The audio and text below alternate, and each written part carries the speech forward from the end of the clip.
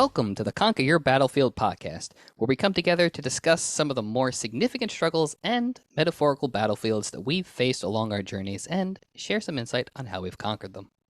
I'm JD McGibney, and today I'll be talking with one of the most diverse musicians I have the pleasure of knowing. A man who has been composing for TV and film for over a decade, with scores that range from delicate and emotional piano ballads to epic and action-packed themes that move you to the edge of your seat. A man who has recently won the Grimmfest Award for Best Score for his work on the horror film Slapface, and is a fellow appreciator of progressive metal.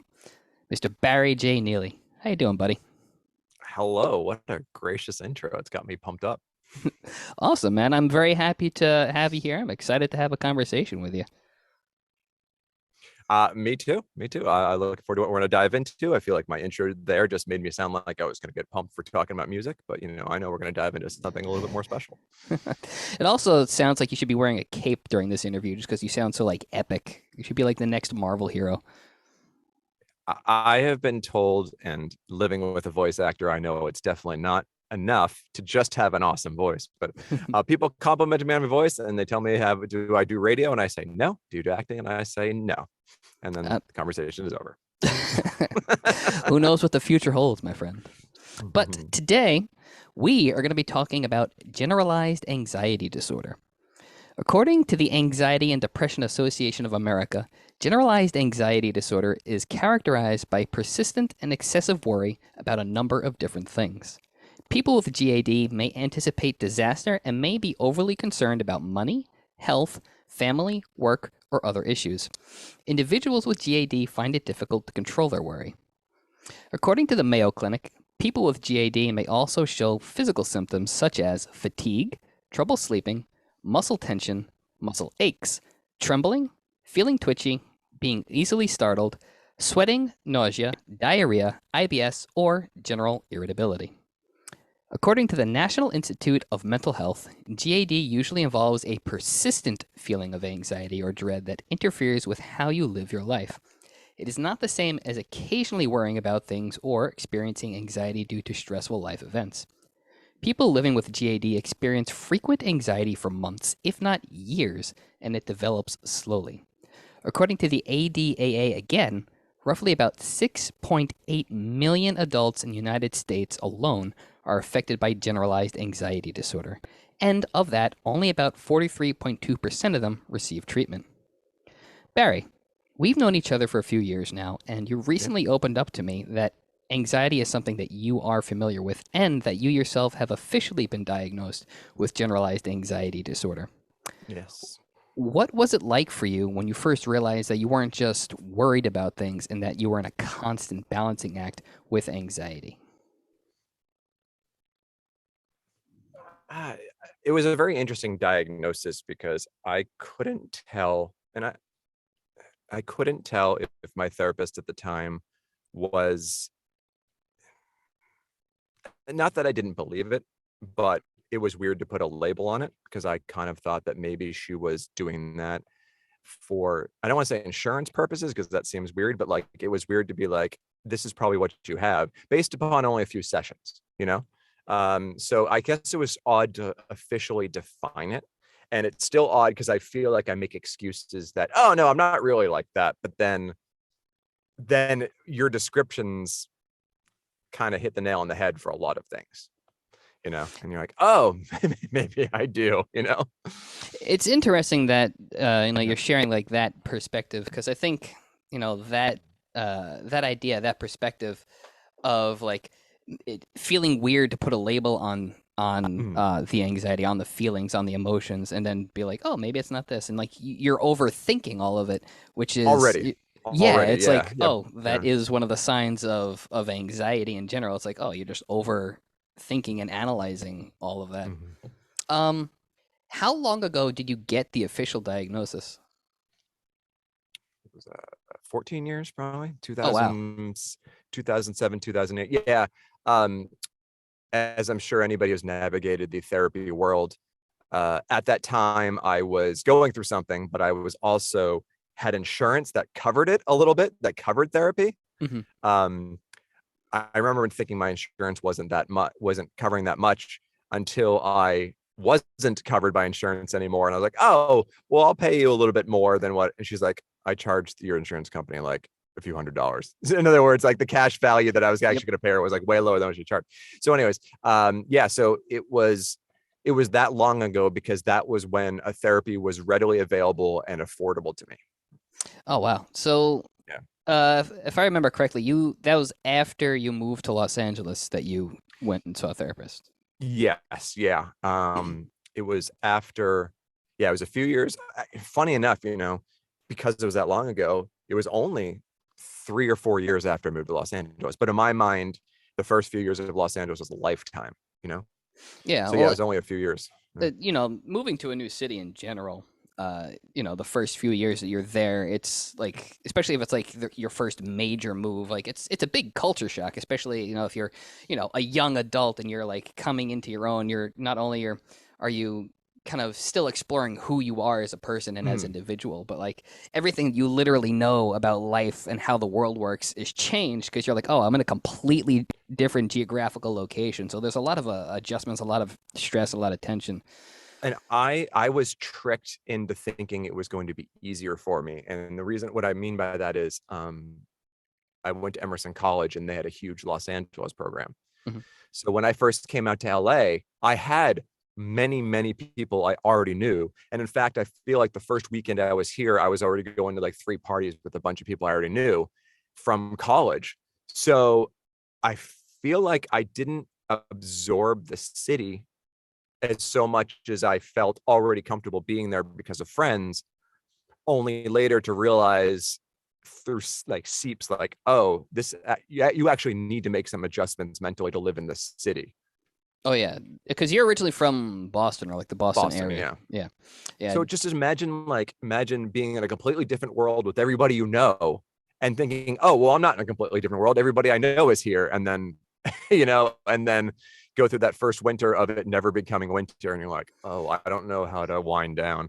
What do you So mean it's New Year's Eve and I can wear shorts? What is this? I was at the Grove and it was like 80 degrees and Christmas music was playing. And I'm like, where? Okay. And, and again, that's the culture shock. I wish I had absorbed a little bit more. And it's funny you saying that because that's what my first mind went to. I was tricked into thinking I wasn't somewhere completely different. Oh, excuse me. So when you initially like went to therapy, you don't have to get into details if you don't want to.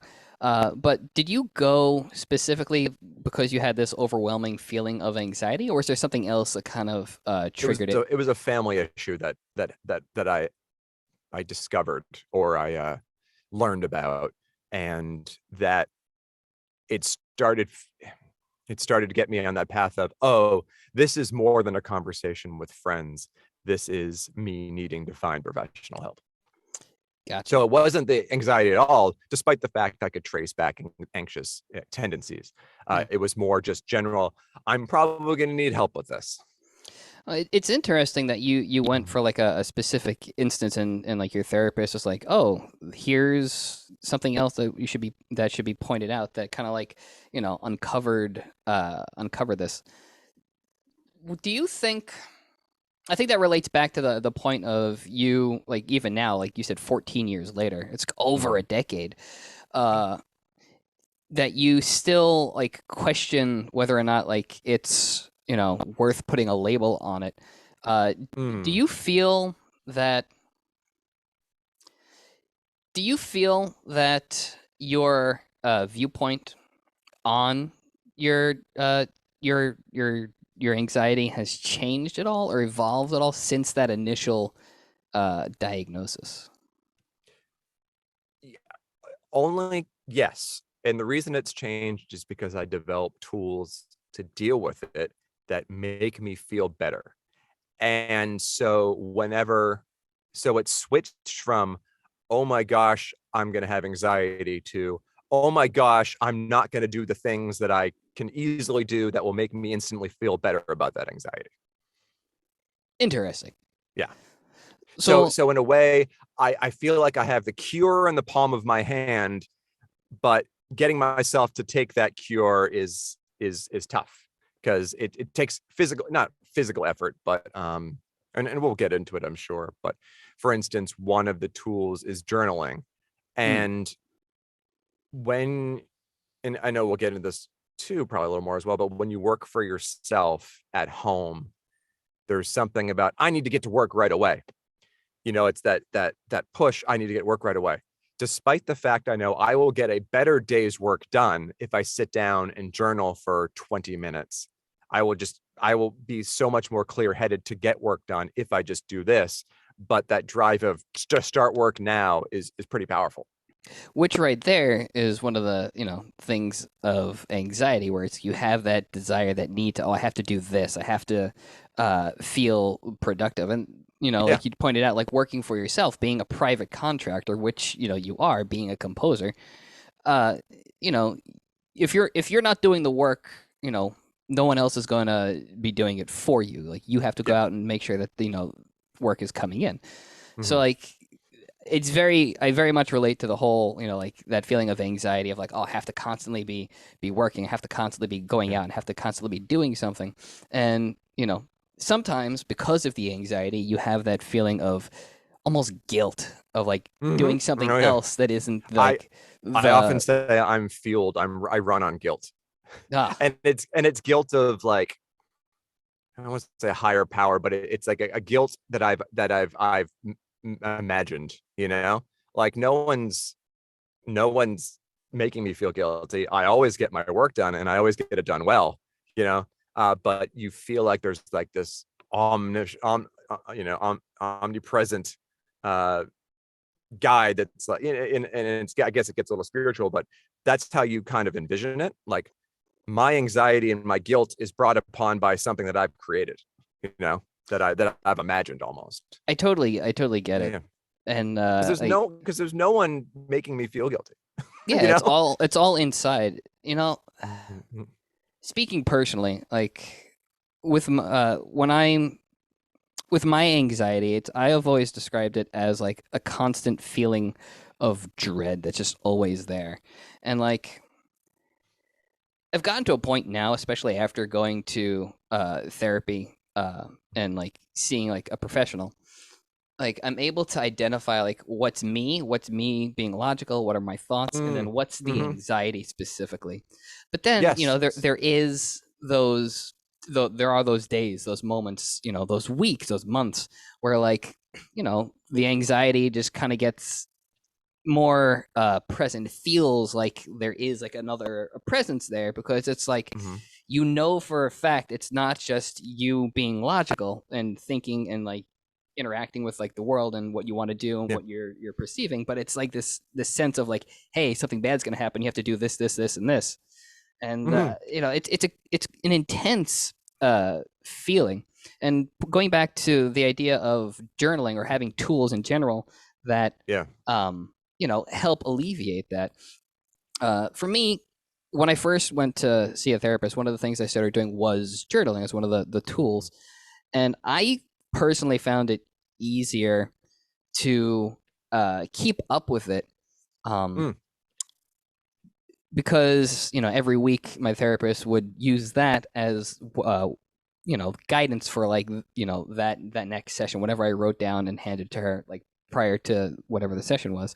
So I felt like I was being held accountable because like I had to hand in like a Yes. homework assignment. Mm-hmm. But like when I switched therapists, when I came back to Los Angeles after being in Ohio for a little bit, you know, that's not how the therapist that I found out here works. So like I definitely fell off the train of journaling, and I definitely have identified, okay, I've fallen back into this habit, and this habit.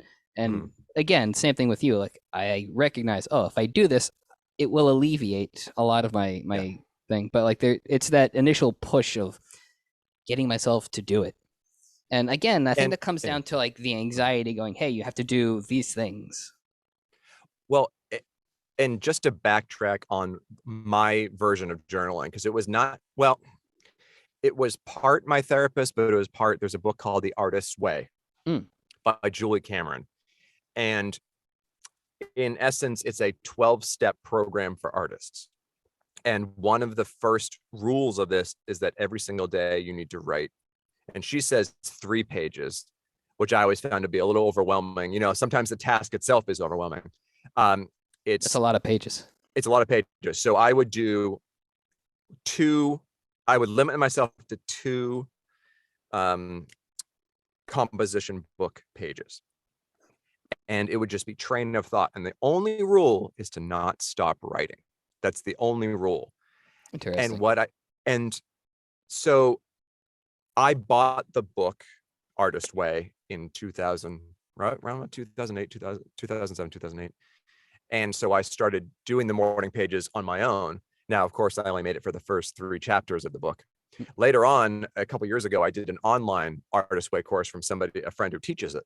And that was great for the discipline act, because I was journaling every day. And again, they call them morning pages journaling. And for those few weeks, I was feeling fantastic. And it's just,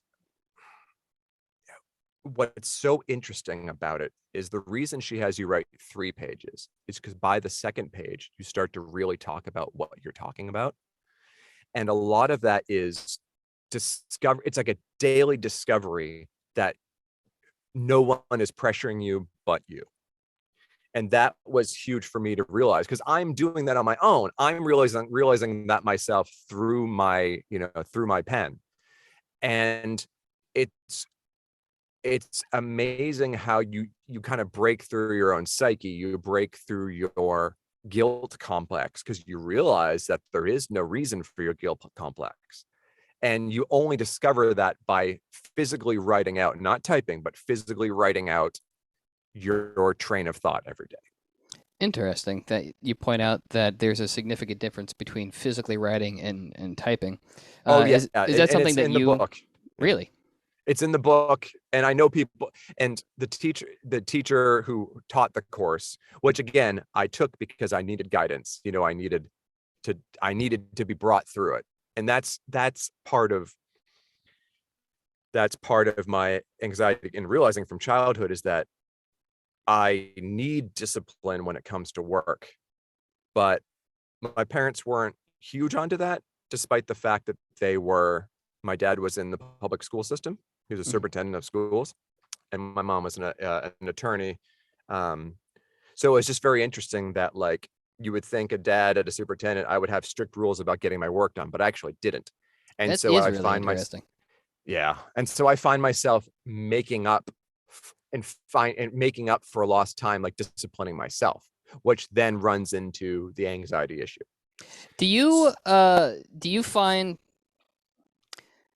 when you started implementing the discipline, the disciplinary rules for yourself, was that something that you started more recently, or like once you started going to therapy, or is something you started doing, say, like before that, college or whatnot? It's been sporadic ever since that 2006, 2007. And it started from a friend who told me about the Artist Way and was much more versed in artistry in general.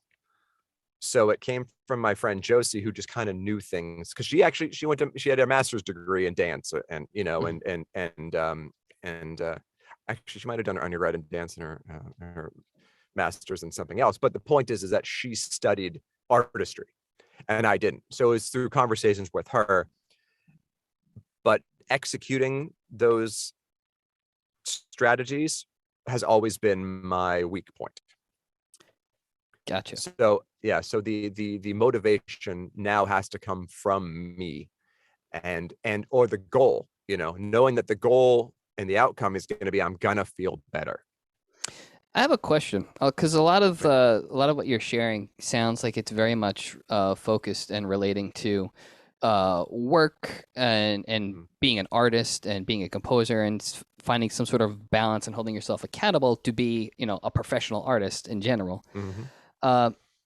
Did you feel that there was this feeling of anxiety before you started down this career path, or like, say, when you were like in college, high school, even like when you were like a little kid? No, I mean, the little kid is the thing. Like, for instance, I wasn't a big reader when I was a kid. So I specifically remember not spacing out the reading that I would have to do for a book report. So I remember, like, I would have like an intense emotional dread of a weekend because I knew the book report was due on Monday and I had barely started the book. Gotcha. So instead of like being able to pace myself and start reading it a little bit at a time before that, it was like, oh, I got to read this all in one weekend. Now I don't know, because when you're a kid, like I can't tell you how long about the books I was, I'm talking about. Like they could have been 100 pages maybe, and like right now it would seem ridiculous, but at the time it was such an overwhelming task.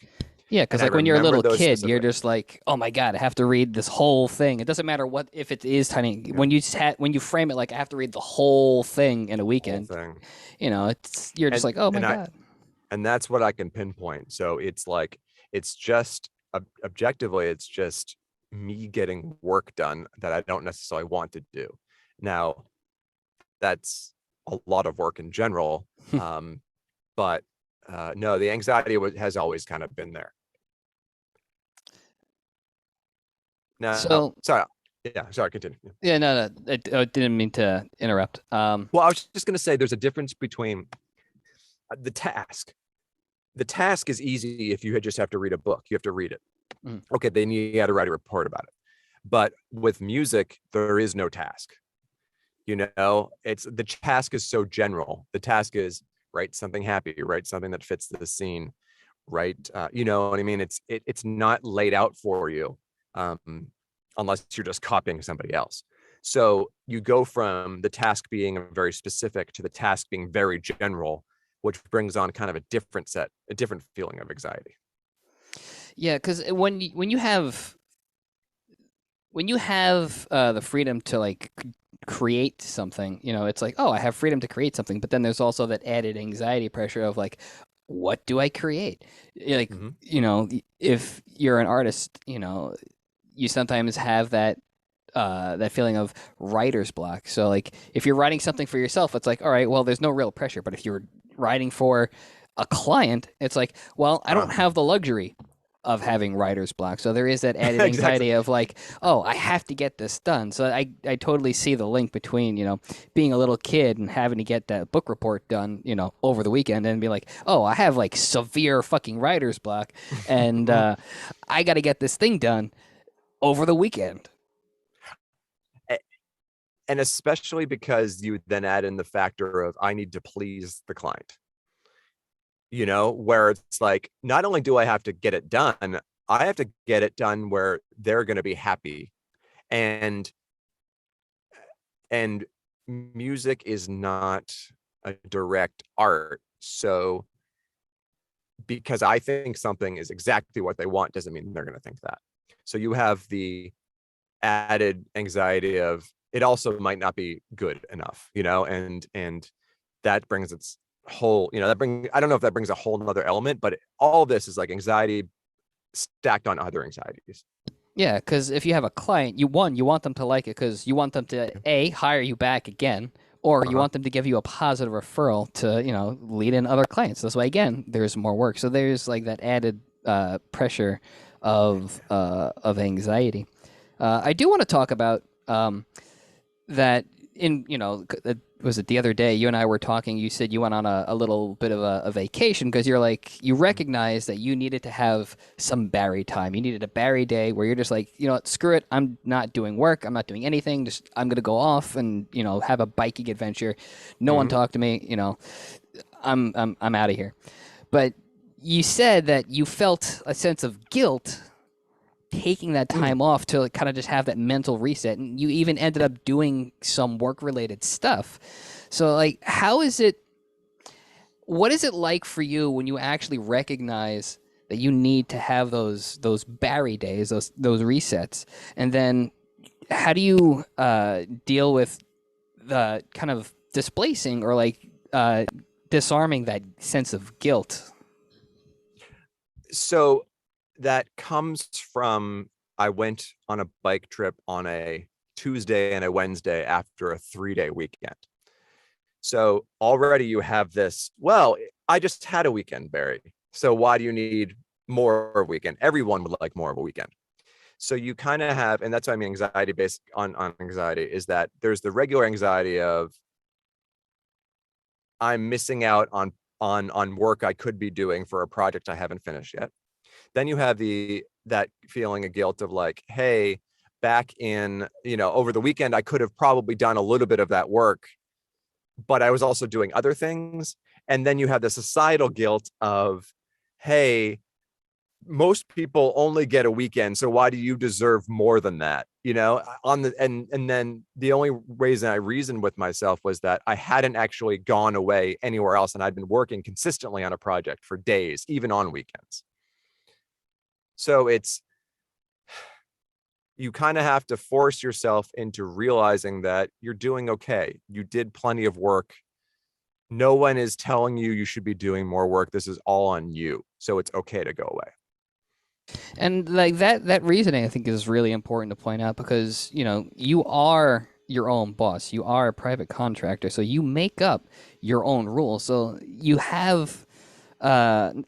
have to do a lot of work, a lot more work than just, someone who, potentially goes just to a 9 to 5. But at the same time, you have the luxury of being able to pick and choose your days off as long as you get that work done, which it sounds like you ended up doing all the work that you needed to do, but you just did it on a schedule that worked for you. And then you're like, I have the 3-day weekend plus an extra 2 days because I've earned it because I did the work and I scheduled everything around it. So on top, and just to make an excuse for myself, on top of the fact that I didn't really have much work to do anyway. You know what I mean? Like it was an opportunity. It was like, hey, I know that for the next couple of months, I'm going to have a project that I have to work on consistently. So if I don't go now, I'm not going to be able to go for months, and that's going to be worse. So it's a bargaining with yourself. Yeah, because at that point, if you don't have that mental reset, you run into the risk of like physical burnout because you're just going all the time with no days off. Not only are you physically tired because you're not getting proper rest and you're just working long hours, but you're emotionally drained because you're emotionally invested in running your business, interacting with all your clients, and then you're an artist, you're a musician. So even though you're writing something for a client, you're still trying to put some of your emotions. You want to have some sort of feeling, so you're emoting throughout these things that you're creating. So there's just a lot of things coming out of you. It's extremely tiring over time. I'll let you in on this. Is a very a secret. All right, I love secrets. Work. I know that music is supposed to be emotional, but getting work done should not have as much emotion attached to it as we attach to it. But that's really tough for sensies like me. And so the way my therapist back in 2008, 2009 was like, it helps to visualize wiping away the emotion. Interesting. And as soon as she said that, I was like, I already have a visualization. It doesn't make any sense to me. It's not rooted in anything, but I imagine whenever I find myself getting emotional where I don't need to be. When it's work, it doesn't have to be emotional. When you get client notes, there's no emotion behind it. Just do the notes, right? But it's hard for sensitive folks. So my visual is, typewriters used to have like raised letters, and they would, I imagine a block of those together, and I imagine them gunked up with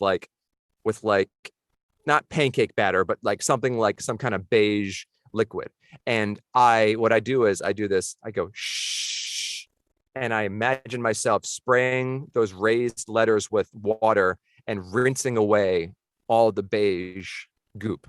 Interesting. So you actually have like a physical thing that you imagine to be like, right, that I already had in my head ready to go.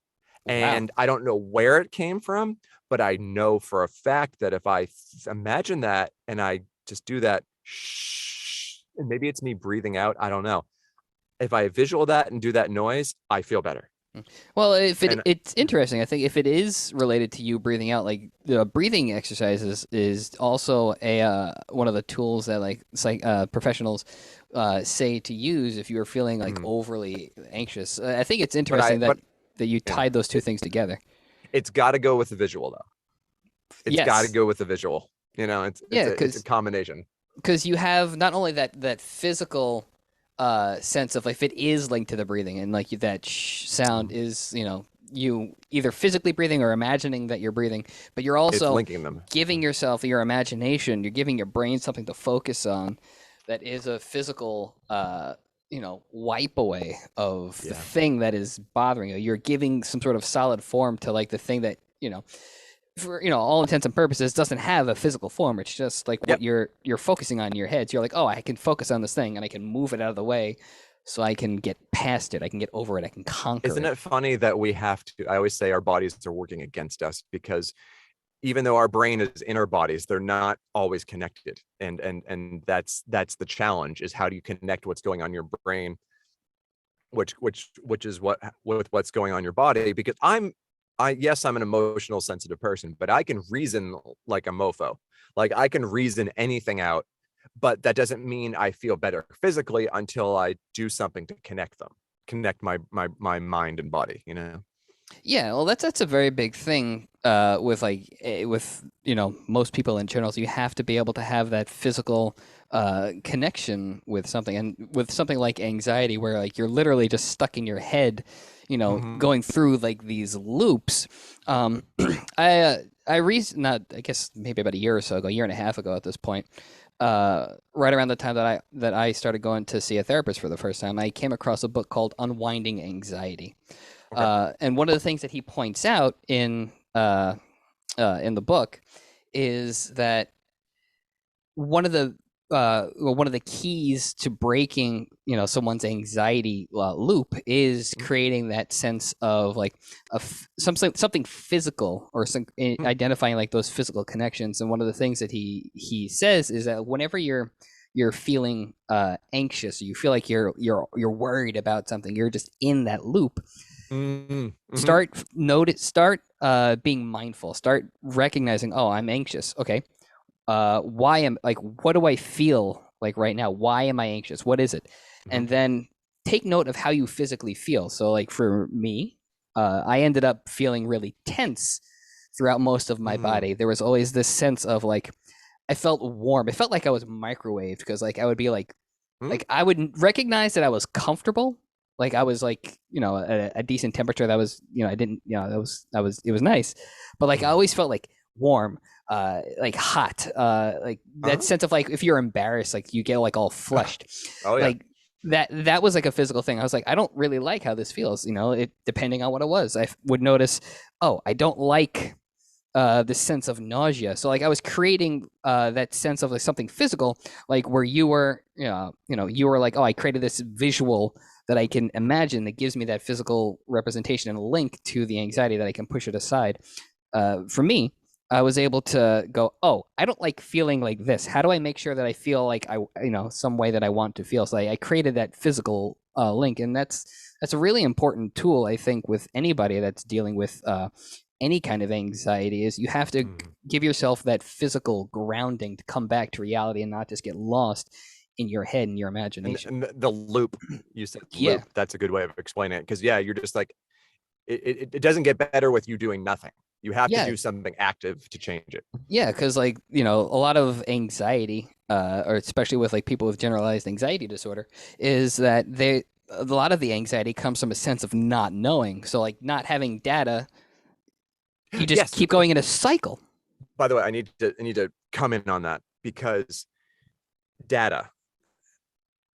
My therapist, the first therapist, was fantastic at me understanding why I got anxiety. And I think it was about dating at the time.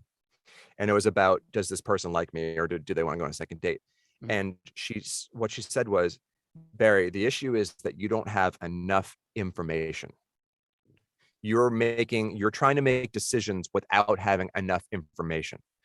And that was a way to kind of narrow it down to, I'm having anxiety about this situation that I know really nothing about. I mean, we can't predict other people's, can't really predict other people's actions. So therefore, we just don't have enough to know what's going to happen. But I think our survival mechanism is to try to get us to predict about what is going to happen, despite the fact we don't have enough information, we don't have enough data.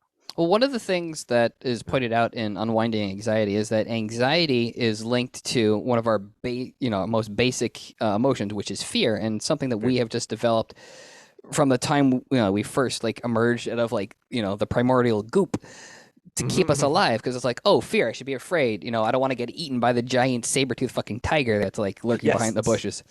And which like was a real threat at the time. it was it Hmm. was very much a real threat. But now, like that sense of fear, like we've become more complex creatures. We've become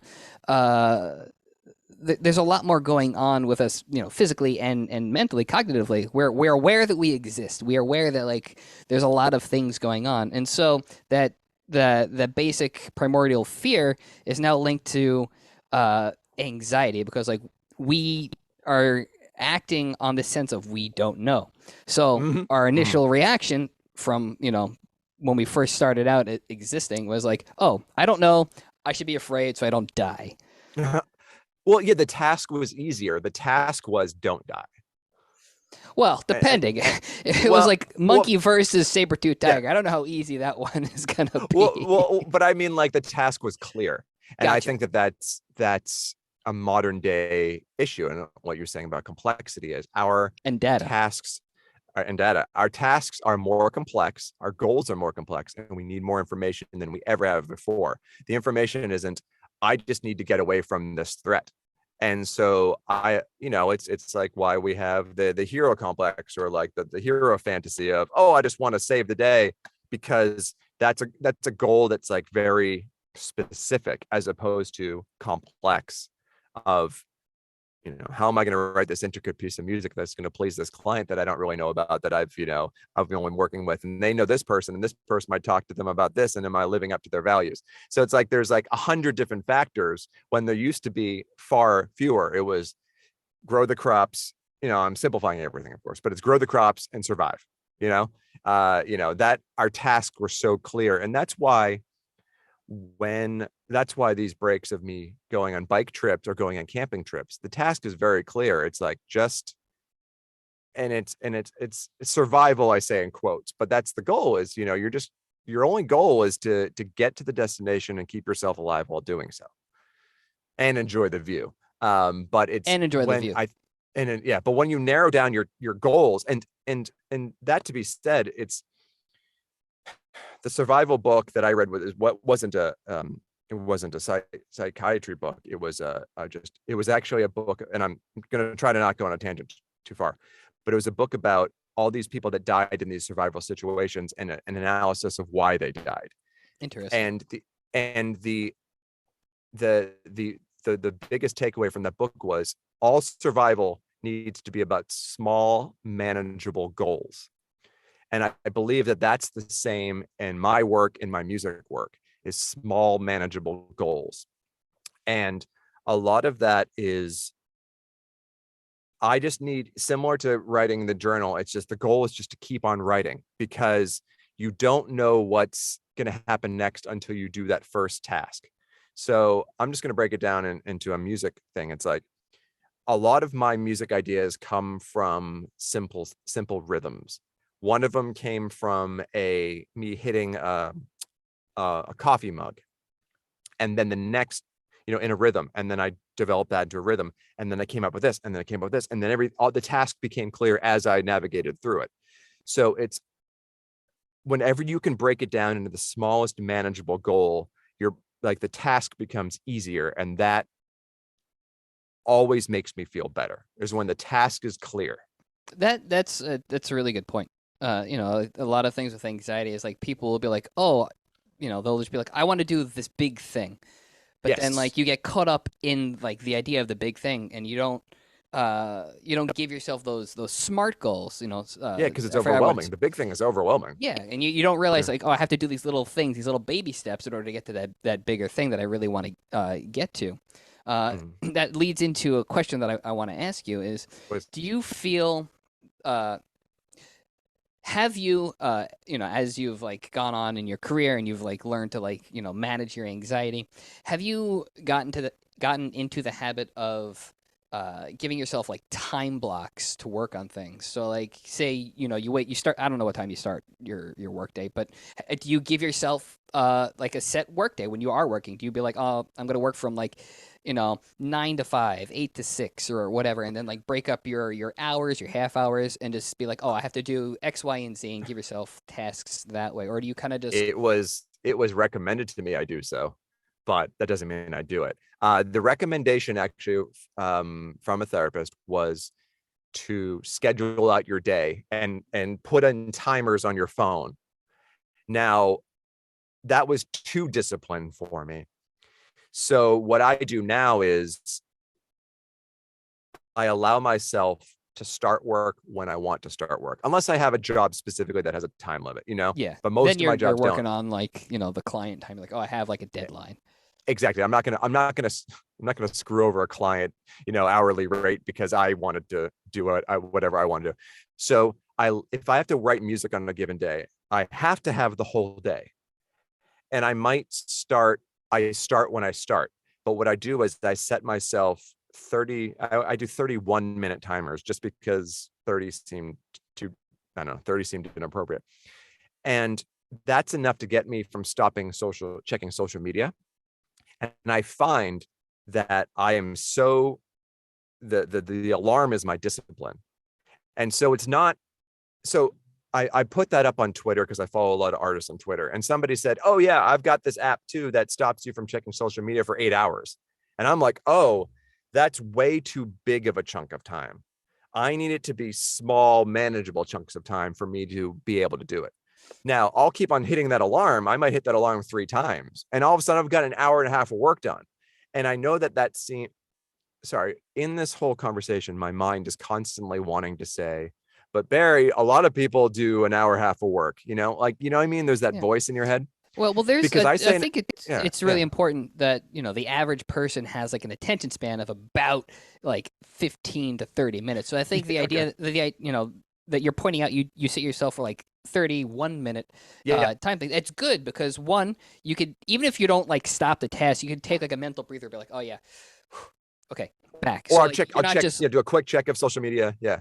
yeah, because like you that is also really important too. I think, especially not just if you have anxiety, but like anyone in Mm, general, like to anyway, give yeah. yourself, okay, I need to breathe for a second. Okay, because like if Mm-hmm. you just focus on whatever task you're doing for hours on end without any kind of break, to even if you're Yeah, just getting no. up to like pee or like get a glass of water, like that's not healthy. So like you doing that, having those timers to give yourself even like the tiniest of little like mental breaks is, I think, a really good habit. It's good, but it's also about, if I tell myself I'm going to have to do music for 10 hours today, that's Mhm. not going to happen. Like, that's just not how I work.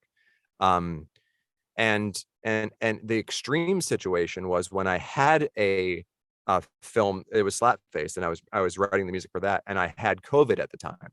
And Oof. so I was pretty sick. It was so intimidating to me that I had to write enough music for a feature film during this time. I remember you saying However, that like you yeah, were like when you had COVID, like you got like winded just washing the dishes. So, like yeah, I oh can't yeah, even and imagine scoring a whole film and like my not even be setup, able to breathe. my studio setup was 6 feet from my bed, and it didn't matter. Ugh. So, in order to not feel overwhelmed by the pandemic, by the COVID, by the shutdowns and everything, I said to myself, Barry, if you even get 3 hours of work done, that's amazing. So I know I broke it down now into 31-minute sessions, Mhm. but just telling myself, I didn't have, the rules were, Barry, you don't have to start work before 1, and you don't have to work for more than 3 hours. And that was enough for me to get 3, 4, 5 hours done. And I always go back to Office Space, where Ron Livingston said, in a given week I get about 15 minutes of work done. I like to think that 5 hours of actual work done in music is a huge deal. And maybe I'm going to make an excuse of, people do that all the time, but for me, I can get a lot done in 3 hours and 4 hours and 5 hours. Like, that's a ton of music. Well, I think it's also something that should be pointed out for anyone that's listening, or just like even for like you and I in this conversation. Everybody has their own rhythm that Yes. they work to, that they live to. So, some people are just like, oh, got to wake up at like 6 a.m. and like work all day, and like they somehow manage to like do it without being burnt out. Like they have like their breaks and everything. And then you have people who are just like, I'm gonna wake up when my body says it's time to wake up. I'm Uh-huh. gonna take 3 hours to like get into the swing of things, and I'm gonna get more work done in an hour and a half than Tim down the block gets done in like a week. And it's like, all right, And you that's where the obviously have ego superpowers, so it's just like, so that's where the ego comes into it, where you're like you're comparing yourself to other people, and that's not good, because I'm and let's spell it out. If I wake up, my goal is to wake up no later than 8:30 every day. I'm not going to be a 6 a.m. person. That forcing myself to do that is not going to help. So if I wake up at 8:30, I feel like I've ruled the world, because by 11, when I'm finished breakfast and finished checking emails and checking Facebook and I'm ready to work on music, it's like I feel like I have so much time. And then, I'll start doing that 31-minute timer. The starting after 1 o'clock, maybe if I have a huge feature film that I can focus on, I might go back to the don't work until 1. Who knows? It's all project dependent. And it's all, your surrounding dependent, but it's about knowing how you work and not tricking yourself into mm. being like Tim down the street, because I'm not. Yeah, that's also like really important too. And I think, for people who have anxiety, you read or you're told or you're guided, especially if like you're really young and you're trying to like figure out how to do all this stuff. Like you're like, oh, I have to do it like this and this, like there's no other way. And like, that's an issue that I had. It's like uh for like the longest time, even like to this day, like I always struggled with like my self-esteem and my ability to do things. So like that fed it back and forth into the anxiety. So like I didn't know, oh, let me just try and explore doing something my way to see like how it works for me. I would just be like, oh, let me try it this way that this person said. Oh, it didn't work. Let me try it like how this person said. It didn't work. And I would just If get it doesn't work, it discouraged doesn't. Okay. until Yeah. like Yeah. later on in life, I was like, oh, what if I tried things how my mind and my body are telling me to do stuff? And it's like, oh, I like this a lot better, and I'm getting the work done. And then like, it took me a while to be okay with, Mhm. just going, oh, well, if someone like criticized or made a comment about like whatever, however I was doing something, to just be like, all right, well, that's your opinion. I'm going to continue doing it this way instead of just feeling bad about doing it my way, if that made sense. And I don't want to criticize anybody else, but I feel like if somebody does criticize you for your work style, that person, I'm gonna have to assume that person isn't confident in their work style either. I mean, that does tend to be, Yeah. well, Yeah. that is something, but there's also like different personality types who are just like, oh, like they need to feel like they're in control, and like they feel better in general because they'll be like, oh, people are doing things in this order. Like, or someone who has Mhm. like OCD, they have to have things done in a certain way, which OCD, by the way, is linked to anxiety, because it's like, oh, I have to have things in a certain way, or else it's gonna, drive me crazy, basically. And there's an element of that to me. I said that once, oh, I'll get OCD about this, and somebody kind of corrected me. I was like, no, OCD is actually, a very diagnosed issue, and so you wanting things to be arranged a certain way isn't necessarily OCD. So that's why I'm always shy away of saying, but I definitely have OCD tendencies, Mm. where I always joke that I work on my setup, my composer setup, more than I actually work on music, Yep.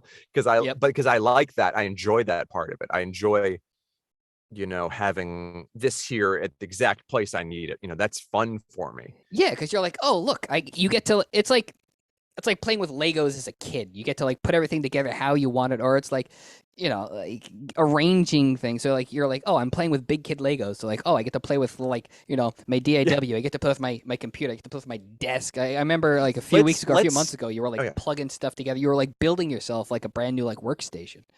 Let's stop pretending that let's stop pretending that things we did as a kid don't matter now. or Yeah. they're not exactly the same. It just in a different light. You know, I think there's a tendency to think that, oh, you're just playing with your toys. It's like, well, that's my profession right now. So yeah, it's comparable to what I did as a kid, but that makes a lot of sense, and I'm still going to do that now. So let's stop pretending that things that kids do aren't relevant to what we're doing as well.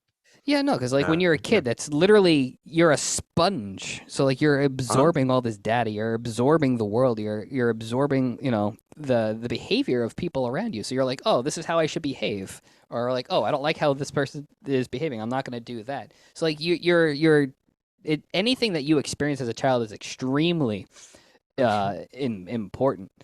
People who have, say, like borderline personality disorder, a lot of people with BPD, there's some sort of like traumatic event that is linked to them being something that happened when they were a child or into adolescence, and then it just develops into BPD. And pretending that didn't happen is the worst idea you could do. Oh yeah, 100%. And say, oh well, that yeah. And so that's why maybe I can relate my anxiety to things that happened when I was a kid, and I don't deny that. I know I didn't get really specific here, but that doesn't mean I can't link my anxieties to things that happened when I was a kid too. Yeah, so like Yeah. personal behaviors, or like you observed someone, or like like if you were like reprimanded a certain way and like repeatedly, like the way you absorb those lessons too is very important. Like we all, I personally believe that like how we grow and develop is a combination of one's natural like personality and our surroundings. So like it's a combination of nature and nurture. But like all the things that you experience, all the things that you witness, all the things that you learn come into play to how things develop as a teenager, as an adult. And yeah, and that's the one I like in taking from that. Don't pretend you're somebody else, and that goes with how you act, how you work, what your work discipline is. Like I gave myself the permission to stop pretending I'm the 6 a.m. guy, because I'm not the 6 a.m. guy. Do you know what I mean? Mm-hmm. I'm like, the fact that I wake up as early as 8:30 is like, to me. So once and during the hardest times, during the COVID, me having COVID and then having the lockdowns, the way I adapted was I stopped pretending that I was even starting at 11 a.m. guy. I was like, I'm not going to start till 1 p.m. And I worked from probably 1 to 4 every day, and that's all I could handle. And I got the job done. You did, and it's and just you won an award. And I won an award, which I was. Well, then we'll get into confidence, because there's a certain part of that award you're like, well, yeah, of course I won that award. And then there's the part of you that you're like, this award means everything to me, and it's going to make me continue working. It's like, it's interesting how much weight you put on an award like that any given day. Some days it's the source of your confidence. Some day it's like well, of course I've worked so goddamn hard, I should have won that award. It's like you play with your own psyche. Yeah, no, and I think that goes back to like the anxiety too, and depending on where you are in the analysis process and how or like on the loop, or you're in the loop on the cycle. Yeah. Well, Barry, I want to say thank you very much for taking the time to chat with me today. Thank you so much for opening up and kind of just sharing a little bit about like what you went through and some of the things that you learned to kind of overcome it and establish yourself and become comfortable in a very difficult city to live in. And you've established your a career, even though you've basically been dealing with this overwhelming sense of anxiety your entire life. So I very much appreciate you taking the time and sharing with everybody.